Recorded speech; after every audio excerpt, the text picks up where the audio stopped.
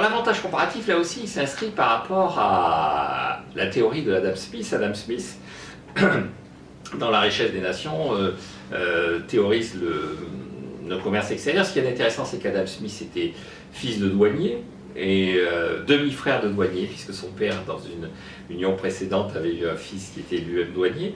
Et à la fin de sa vie, quand Adam Smith est devenu célèbre, le gouvernement de William Pitt lui demande s'il ne veut pas exercer une fonction publique, et on s'attend à ce qu'il dise « je voudrais être professeur à Oxford où il a été étudiant, professeur d'économie ou de philosophie, qui était plutôt sa matière de référence », et il va répondre « non, je veux être douanier ». Et donc Adam Smith a fini sa vie comme douanier à Édimbourg. Et ce qui est intéressant, c'est que dans La richesse des nations, Adam Smith a toute une partie où il justifie un certain nombre de décisions protectionnistes des gouvernements anglais, tout en disant que tout ça a un coût et que normalement, pour le bien-être général de l'humanité, il faudrait mieux qu'il y ait du libre-échange et que dans le libre-échange, chacun se spécialisera dans l'activité qui permet à l'humanité de payer le moins cher possible.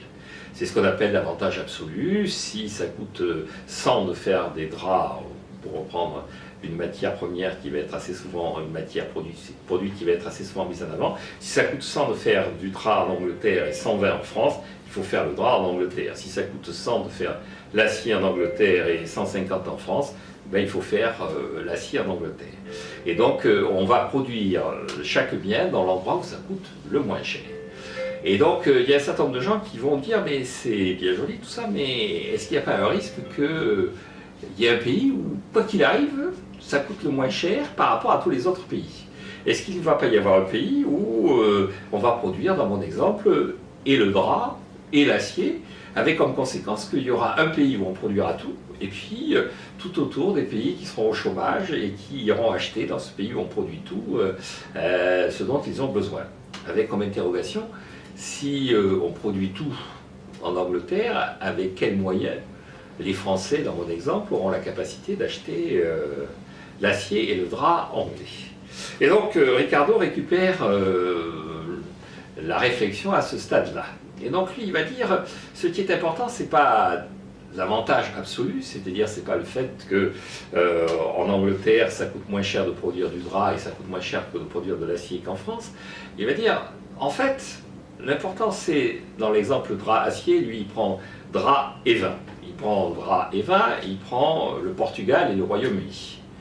Et il dit, si on regarde, en fait, compte tenu du coût de la main-d'œuvre au Portugal, ça coûte moins cher de faire du drap, en fait du textile. Le drap, c'est un vieux mot français, mais en réalité, c'est pas du drap au sens de literie, c'est du drap au sens d'étoffe.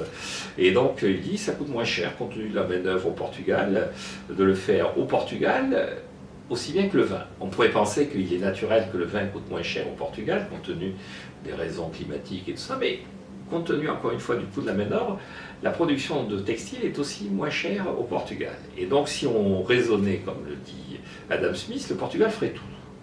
On revoit bien que d'abord c'est pas le Portugal qui fait tout, et ensuite que l'efficacité industrielle elle est plutôt au Royaume-Uni. Et en fait, le Portugal va se spécialiser dans l'activité dans laquelle véritablement c'est très intéressant d'avoir une main-d'œuvre meilleur marché. C'est-à-dire il va se spécialiser dans le vin parce que le vin est favorisé par le climat et puis du fait de cet élément climatique, c'est véritablement dans le vin que le coût relatif de la main-d'œuvre portugaise permet d'avoir le plus grand avantage.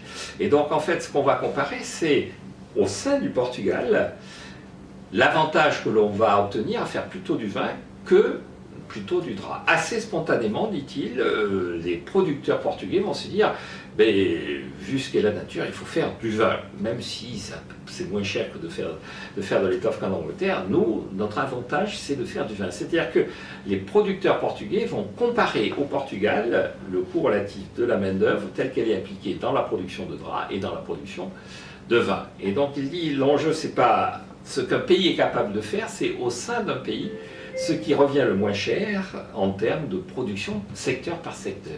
Ce où, en comparant, on a un avantage comparatif.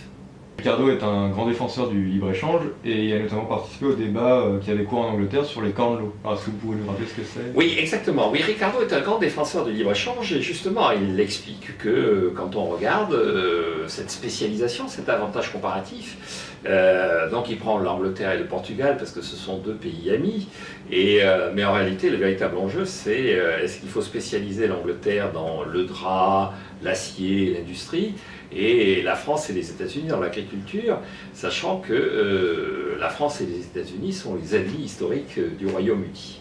Et donc en 1815, juste à la fin des guerres napoléoniennes, un débat commence au Royaume-Uni. Est-ce qu'il faut avoir une production autosuffisante, c'est-à-dire est-ce qu'il faut être capable de nourrir la population britannique avec le blé britannique, sachant que les rendements décroissants ont comme conséquence, on l'a vu tout à l'heure, normalement de mettre en culture des terres de moins en moins fertiles, ce qui accroît la rente et diminue le profit. Ou est-ce qu'il faut supprimer les droits de douane sur le blé, les corn laws, donc c'est les lois sur corn, c'est les céréales. Est-ce qu'il faut supprimer ces droits de douane, laisser entrer de blé à des prix relativement faibles venant de France et des États-Unis et spécialiser l'économie britannique dans l'acier et le textile?